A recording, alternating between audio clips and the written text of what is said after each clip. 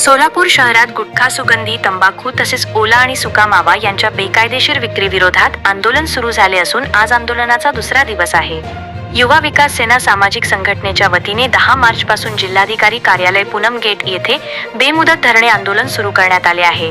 महाराष्ट्रात गुटखा व सुगंधी तंबाखूवर बंदी असतानाही शहरातील अनेक पानटपऱ्या आणि किराणा दुकानांमध्ये गुटखा व मावा खुलेआम विकला जात असल्याचा आरोप आंदोलनकर्त्यांनी केला आहे.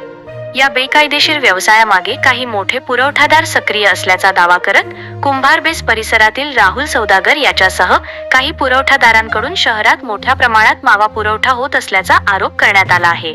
याबाबत संघटनेने फेब्रुवारी 24 रोजी अन्न व औषध प्रशासनाकडे लेखी तक्रार दिली होती, मात्र अद्याप ठोस कारवाई झालेली दिसत नसल्याचे आंदोलनकर्त्यांचे म्हणणे आहे. दरम्यान गुटखा व सुगंधी तंबाखूमुळे युवकांचे आरोग्य धोक्यात येत असल्याने शहरातील गुटखा आणि मावा विक्री तात्काळ बंद करून पुरवठादार व विक्रेत्यांवर कडक कारवाई करावी अशी मागणी आंदोलनकर्त्यांनी केली आहे.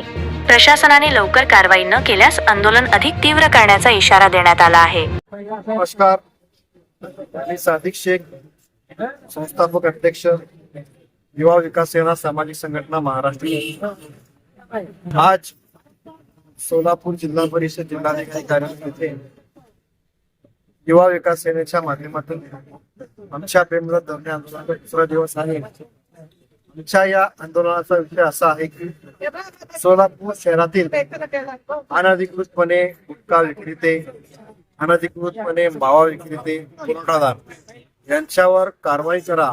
सोलापूर शहरामध्ये कायमस्वरूपी गुटखा व मावा बंदी करा म्हणून या ठिकाणी आम्ही बेमुदत धरणे आंदोलनाची सुरुवात केली आहे.